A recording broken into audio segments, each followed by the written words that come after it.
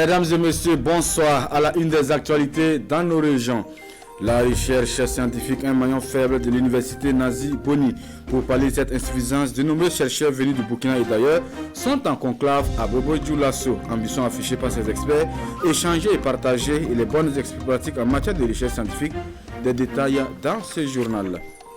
Le sud-ouest du Burkina, une région riche en ressources minières, ce qui draine bon nombre de personnes dans la zone. Dans la commune rurale de Kamti, on dénombre près de 4 sites d'orpaillage des exploitations minières qui malheureusement ne profitent pas à la commune. Nos reporters se sont intéressés au sujet, dossier à suivre dans ce journal. Mesdames et messieurs, bonsoir et merci de nous suivre. Cela dit, la recherche scientifique en Afrique francophone et son impact sur le développement, sujet de préoccupation pour les acteurs du domaine de la recherche. Ce lundi 30 novembre 2020, experts venus du Burkina et d'ailleurs sont réunis en atelier à Bobo-Dioulasso à l'initiative donc de l'université Nazi Boni en partenariat avec l'agence universitaire de la francophonie. Un atelier qui se fixe pour ambition de la structuration et l'innovation du secteur de la recherche au profit des universitaires. Hassan Gourabou, Ismaël Satouné Paré.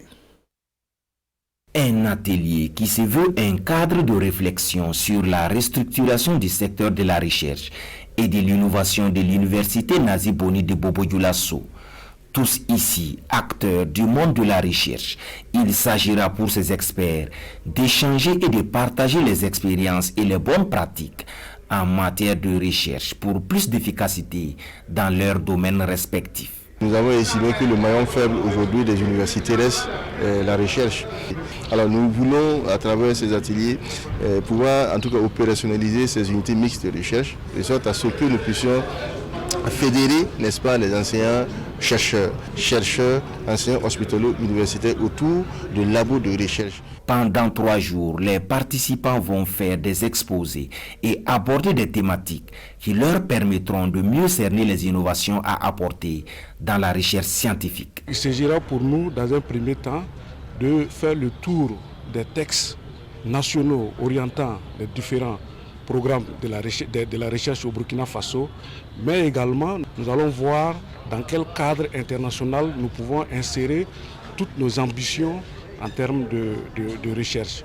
Mais également, nous allons parcourir les différents tests concernant la formation des doctorants afin que nous puissions être efficaces également à ce niveau.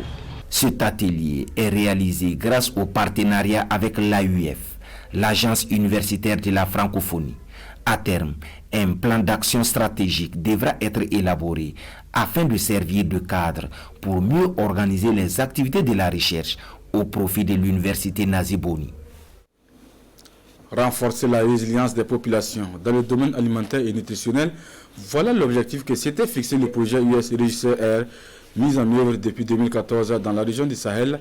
Le projet a marqué ainsi une halte mardi dernier pour faire le point de ses activités. En 6 années d'exécution, de nombreux acquis ont été engrangés au profit des bénéficiaires, d'où un motif de satisfaction pour l'ensemble des acteurs. Suleiman Kwanda, Lazare Sanou. Après 7 ans de mise en œuvre dans la région du Sahel, l'heure est venue pour le projet USAID Régis et Air de capitaliser les acquis.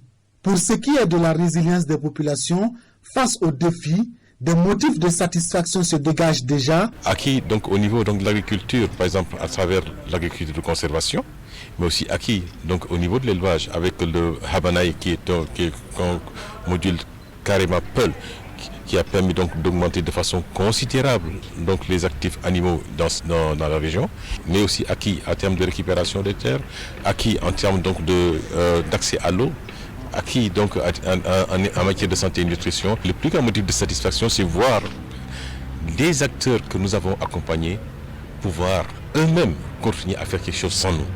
Avec un taux de réalisation de plus de 90%, dans ce contexte de défis sécuritaires, le projet aura atteint ses objectifs selon Ahmad Diop, car il aura contribué à renforcer la résilience des communautés chroniquement vulnérables à l'insécurité alimentaire et nutritionnelle des populations dans zone d'action. Les activités du projet, elles, prennent fin le 31 décembre prochain.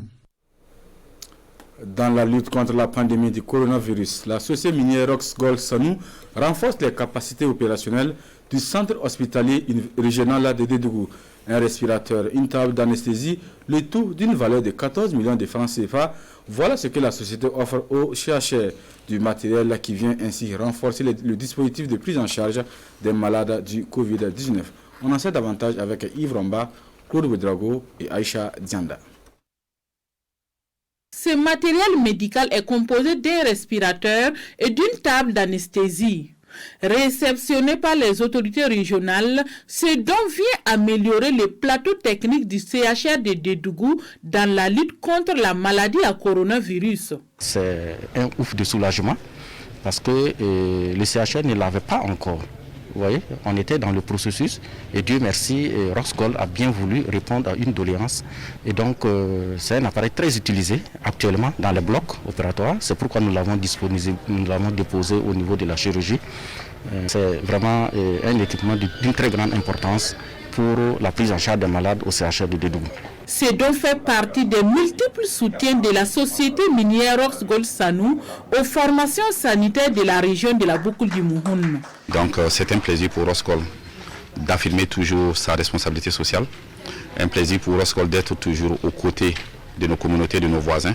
Donc dans le cadre de la lutte contre la Covid, Roxgold met tout pour que ensemble nous puissions bouter la Covid hors du Burkina Faso et hors de notre région.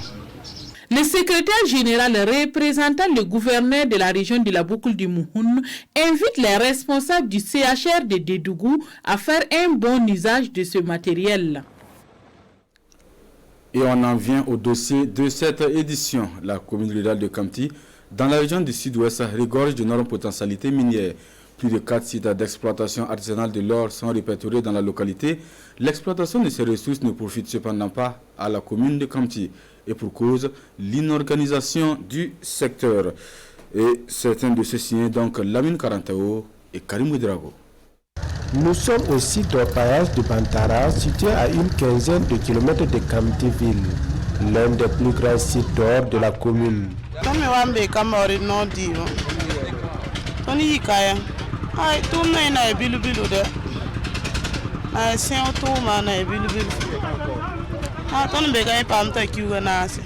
Moi, je viens de Kolsimongo.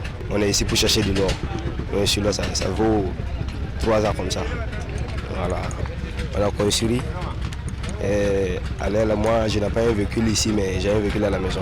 L'exploitation de ces sites d'or manque d'une bonne organisation. Une situation qui ne profite pas à la commune. En ce moment, nous avons 4 sites d'exploitation. Donc, nous avons celui du Kwekera, celui de Dendou, de Fofora et de Bantara. Si on est bien organisé, je pense qu'on peut quand même percevoir quelque chose au niveau donc de ces sites-là, puisque dans d'autres localités, je pense qu'il y a Djebougou, il y a Dano, il y a Batié, il y a des opérations qui se font. Pour tous les taxes sur les occupations des lieux publics au niveau de ces sites, il est difficile de prélever des taxes liées à l'exploitation du métal jaune au profit de la mairie. Puisque nous avons pris une délibération et qui taxe chaque trou à 50 000 francs. Nous avons pu, 2017-2018, faire rentrer au moins 8 millions de francs pour la première fois dans le budget. Ensuite, il a fallu une en 2020 dans un seul site. Et ça nous a rapporté au niveau donc des trous et des yards autour de 20 millions de francs CFA. Sinon, c'est très difficile d'aller faire la collecte à ce niveau. Le maire souhaite que les textes qui régissent l'exploitation des sites d'or soient appliqués afin d'éviter le désordre. L'exploitation de ces sites d'or est source de dégradation de l'environnement. Mais je pense que ces dernières années, les orpailleurs eux-mêmes ont pris conscience du fait qu'ils sont en train de faire de la dégradation. À Bantara, par exemple, ils ont pris l'initiative de faire refermer les trous et de replanter des arbres. Et cette initiative-là a été saluée. En plus de ce phénomène de dégradation de l'environnement, on note le banditisme grandissant, les abandons scolaires, la prostitution et souvent les conflits entre orpailleurs et propriétaires terriens dans la commune de Kamti. Dans l'actualité ce soir, 1911-2021, dans quelques mois donc, les écoles primaires publiques de Niéta de Bobo Dioulasso vont commémorer leurs 50 années d'existence, un demi-siècle au service donc de la ville de l'éducation dans la ville de Sia. En prélude à ce jubilé d'or, l'amicale des anciens élèves annonce un programme d'activité. Et c'est au cours d'une journée culturelle tenue samedi dernier dans l'enceinte de l'établissement pour ainsi donner le temps. Kassoum Koulibaly et Kassoum Milebo plutôt, Ismaël Satuné Paris. Une fête ici, dans les écoles primaires publiques Niéta de Bobo Dioulasso. Bientôt, ce temple du savoir aura 50 ans de vie, 50 ans au service de la communauté. Une bonne raison de faire une halte pour commémorer l'événement, d'où le lancement des activités préparatoires de ce cinquantenaire. Nous avons prévu de faire des réalisations au niveau de l'école. Il y a la construction d'une 5e école que nous voulons réaliser. Il y a aussi la réfection et la rénovation de l'ensemble des bâtiments des 4 écoles. Il y a la réfection du mur de clôture. Et il y a également l'aménagement du terrain de sport, plus d'autres activités que nous avons prévues en 2021. Ces activités-là demandent une mobilisation des ressources financières. Donc l'objectif c'est d'aller vers les camarades, c'est-à-dire les anciens élèves de l'école pour demander leur contribution, mais également aller vers des partenaires qui vont nous soutenir pour la réalisation de tous ces projets. Les écoles Niéta ont formé plusieurs cadres, tant pour le secteur public burkinabé que pour le secteur privé. C'est donc le lieu pour ces anciens élèves d'exprimer leur reconnaissance à l'établissement qui les a formés. On a nos dévanciers qui sont nos enseignants ici, on est très contents. Et on s'engage à faire le maximum pour réussir le cinquantenaire en 2021. Tour à tour, les intervenants à cette cérémonie ont salué l'initiative des anciens élèves du bloc Niéta. Tous ont marqué leur volonté à soutenir l'activité. Sur place, appel à souscription est lancé pour collecter des fonds afin de réussir le jubilé d'or des écoles Niéta prévu en novembre 2021. Un mot de culture dans ce journal, un centre musical. Voilà ce que les sœurs de l'Immaculée Conception de Ouagadougou mettent à la disposition du monde de la culture burkinabé. Dénommé Centre musical Wendenda, cet espace ambitionne ainsi servir de cadre de rencontres et d'échanges, de formation pour la promotion de la musique burkinabé et surtout celle religieuse. Sekou Zango, Lassina Ouattara. Jacob Ouarame. De ciseaux au centre musical Wendenda des Sœurs de l'Immaculée Conception de Ouagadougou est ainsi dévoilé. Un centre de musique qui a pour mission d'être un cadre accessible de rencontres et d'échanges, de préparation et de formation pour la promotion de la musique burkinabé et particulièrement celle religieuse. L'idée de créer ce centre est née du constat de ce besoin crucial-là de formation pour nous-mêmes, mais aussi de notre désir de soutenir d'autres artistes en offrant ce cadre de rencontres, d'échanges et de formation. L'État ne peut pas tout faire. Il faudrait que les initiatives privées soient valorisées. Et donc ce que le centre vient de mettre sur la place du marché est extrêmement important pour valoriser le secteur de la production musicale. Donc pour nous, c'est vraiment très bien que cette initiative même soit venue de là où on ne savait pas, des femmes. Le centre musical Wendenda des Sœurs de l'Immaculée Conception de Ouagadougou est constitué d'une salle acoustique équipée en instruments de musique, 2 salles de formation et d'audition et d'un bâtiment administratif. À terme, le projet va coûter 19 millions de francs CFA, mais pour l'instant, 10 millions restent à mobiliser. On s'arrête là pour cette édition du 19h sur la télévision de Burkina. Merci de nous avoir suivis. L'information revient à 20h avec Ruth Bini Ouattara. Bonne suite des programmes sur la RTB et à demain, Dieu voulant.